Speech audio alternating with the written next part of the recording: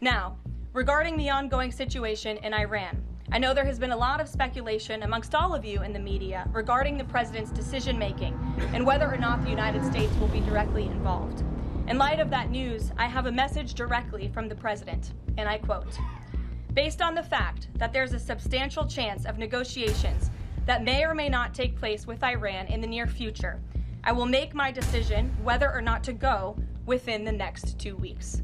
That's a quote directly from the president for all of you today. Israel has now been at war with its neighbors for nearly 2 years. The latest round began with the Hamas-led terrorist attack on the 7th of October of 2023. In response, West Jerusalem launched an aggressive military campaign that has since expanded to touch nearly every country in the region.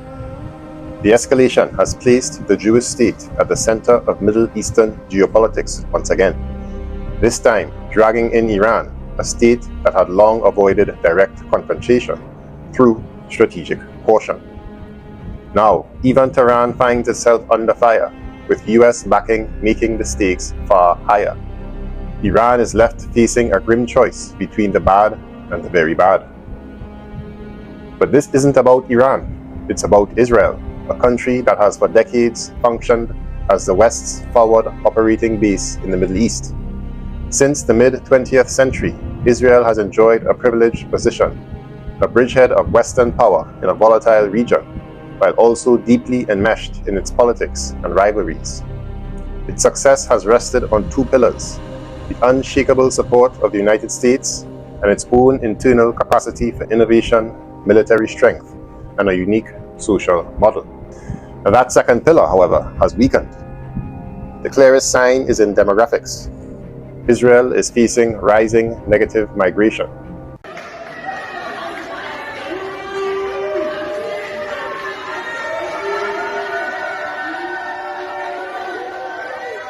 In 2024, some 82,700 people are expected to leave the country, a 50% increase from the year before. It is not the unskilled or disengaged who are leaving, but the young and educated, the people who are needed to sustain a modern state are choosing to leave. On the 19th of June of this year, Russian political analysts and journalists wrote an article stating that the claim that has been adopted by the United States, Israel, and its European partners, that the attack on Iran was a preemptive attempt to stop Tehran from acquiring nuclear weapons, is demonstrably false. It holds about as much weight as the allegations against Iraq's Saddam Hussein in 2003, and this war of aggression is just as illegal. For the best part of 4 decades, he says, Israeli Prime Minister Benjamin Netanyahu has been claiming that Iran is on the verge of acquiring a nuclear weapon. Yet, every single attempt to strike a deal which would bring more monitoring and restrictions to Iran's nuclear program has been systematically dismantled by Israel and its powerful lobbying groups in Western capitals. In order to properly assess Israel's attack on Iran, he writes that we have to establish the facts in this case. The Israeli leadership claim to have launched a preemptive strike, but have presented no evidence to support the allegations that Iran was on the verge of acquiring a nuclear weapon. Simply stating this does not serve as proof. It is a claim, similar to how the US told the world Saddam Hussein possessed weapons of mass destruction. Back in March, the US Director of National Intelligence, Tulsi Gabbard, testified before a Senate Intelligence Committee that the intelligence community, and I quote, continues to assess that Iran is not building a nuclear weapon, and Supreme Leader Ayatollah Ali Khamenei has not authorized the nuclear weapons program he suspended in 2003. The IC continues to assess that Iran is not building a nuclear weapon, and Supreme Leader Khamenei has not authorized the nuclear weapons program that he suspended in 2003. On top of this, Iran was actively participating in indirect negotiations with the US to reach a new version of the 2015 nuclear deal. Donald Trump announced Washington would unilaterally withdraw from the agreement in 2018, instead pursuing a maximum pressure sanctions campaign at the behest of Israel. Despite the claims of Netanyahu and Trump that Iran was violating the nuclear deal, the International Atomic Energy Agency, the IAEA, released a report which stated Iran was in full compliance with the deal at the time. If you trace back every conversation with the neoconservatives, Israeli war hawks, and Washington-based think tanks, their opposition to the Obama-era nuclear deal always ends up spiraling into the issues of Iran's ballistic missile program, as well as its support for regional non-state actors. Israeli officials frequently make claims about Iran producing a nuclear weapon in years, months, or even weeks that has become almost second nature. Yet their main issue has always been with Iran's support for groups like Hamas and Hezbollah, who strive for the creation of a Palestinian state. Proof of all this is simple. Israel by itself cannot destroy Iran's vast nuclear program. It is not clear that US can destroy it either, even if it enters the war. An example of the US's ineffectiveness at penetrating Iranian-style bunkers built into mountainous ranges, as many of Iran's nuclear facilities are, was demonstrated through the American failure to destroy missile storage bases in Yemen with its bunker buster munitions, which were dropped from B-2 bombers. Almost immediately after launching his war on Iran, Prime Minister Netanyahu sent out a message in English to the Iranian people, urging them to overthrow the government in an attempt to trigger civil unrest. I speak a lot about the leaders of Iran, yet at this pivotal moment, I want to address you, the people of Iran. I want to do so directly, without filters, without middlemen. Every day, you see a regime that subjugates you. The Israeli Prime Minister has since all but announced that regime change is his true intention, claiming that the operation may lead to regime change. Israel's own intelligence community and military elites have also expressed their view that the Air Force alone is not capable of destroying the Iranian nuclear program. So why then launch this war, if it is not possible to achieve the supposed reason it was preemptively launched? There are two possible explanations the political analyst suggests.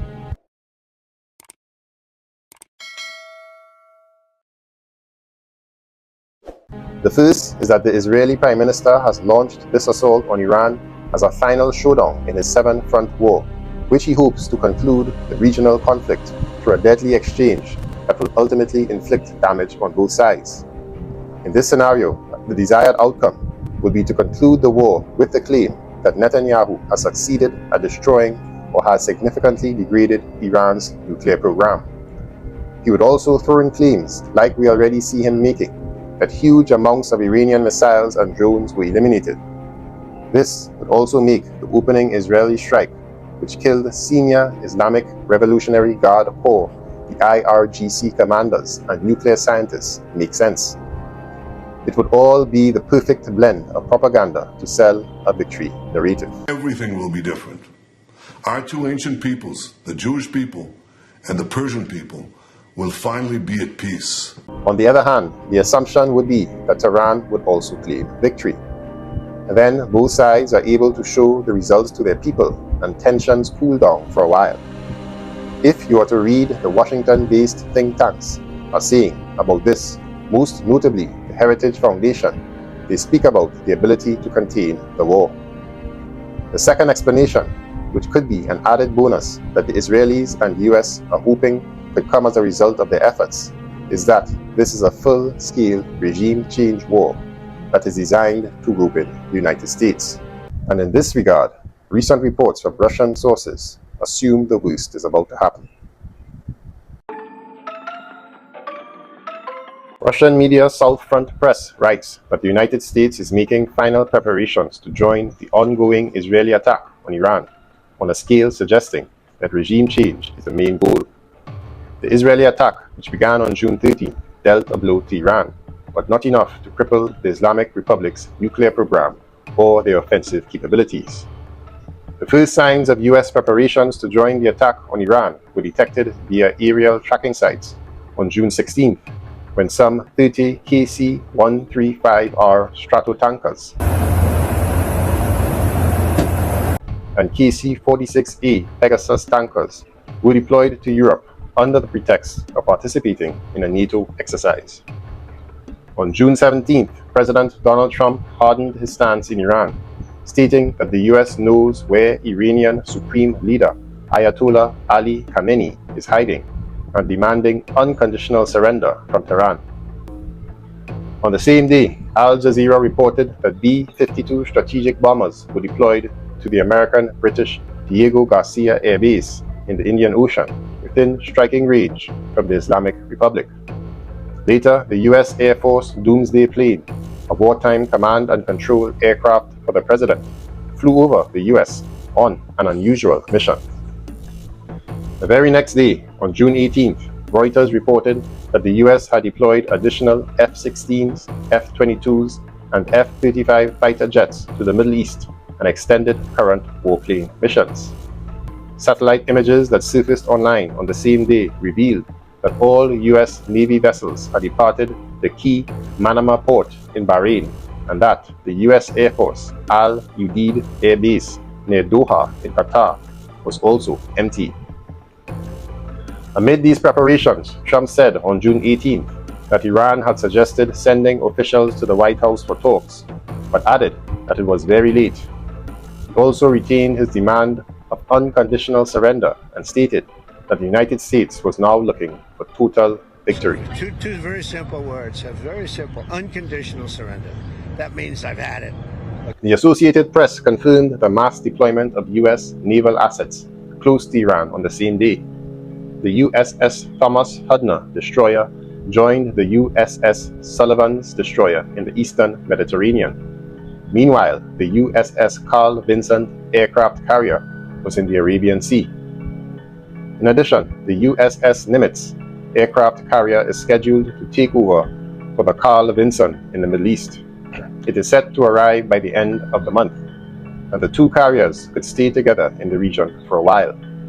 The USS Gerald R. Ford is also sailing for the European Theater of Command in a week as well. All in all, the article writes that US preparations to join the Israel attack on Iran are nearly complete. While a deal remains possible, the chances of an all-out war in the Middle East are much bigger, as Iran is guaranteed to respond to any attack by the United States.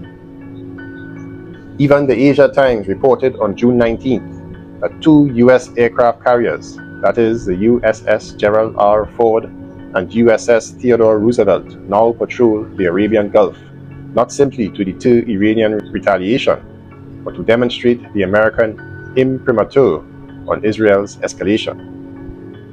Therein lies the danger, they write. Washington has moved from tacit support to strategic infatuation. The language of deterrence has been replaced by the logic of regime degradation. The tactical euphoria within the US national security establishment, particularly among hardliners and Trump loyalists, is pushing the conflict away from proportionality and toward maximalism. There are already murmurs of a three-phase doctrine aimed first at blinding Iran's surveillance systems, then destroying its nuclear facilities, and finally dismantling its conventional military capabilities and command structures.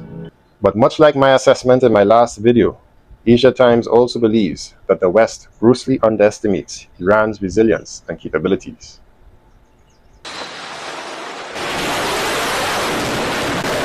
In quotations, Iran's ability to absorb pressure is being dangerously underestimated. While its traditional proxy network, Hamas, Hezbollah, and the Houthis, has been weakened through sustained military pressure, this does not equate to strategic collapse. Hamas has been battered in Gaza and has lost significant leadership, while Hezbollah faces constraints from Lebanon's economic and political decay, and the Houthis are operating under constant threat of Western preemptive strikes. Yet Iran, a state with decades of experience under sanctions, internal suppression, and international isolation, is no stranger to endurance warfare. It has built redundancy into its security architecture, cultivated asymmetric retaliatory capabilities across the region, and maintained domestic cohesion even amidst hardship. The belief, especially in Washington, that sustained bombardment will produce internal dissent or collapse within the Islamic Republic is not only naive, it is historically disproven. If anything, foreign aggression often strengthens the ideological cohesion of its ruling elite.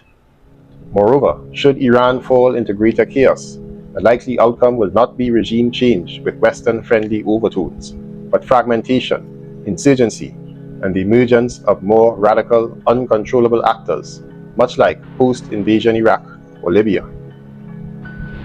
Across the global south, the reaction is even more pronounced. With ASEAN, the African Union, and Latin American capitals, the war is viewed as a unilateral venture, another instance of Western military force bypassing international norms. Na eskalaciju na Bliskom istoku i sve što se događa na relaciji Iran-Izrael? Izrael može raditi što god hoće. Tako već desetljećima, to je potpuno jasno. Hrvatska treba priznat Palestinu, a ovo sve drugo što me pitate i želite čuti od mene, neću vam reći javno, mišljenje o tome imam. Ono je porazno naravno za jednu stranu. Za obje u stvari, ali za Izrael u ovom trenutku i više, ali to ću staviti. Mislim da s takvom državom ne treba imati posla.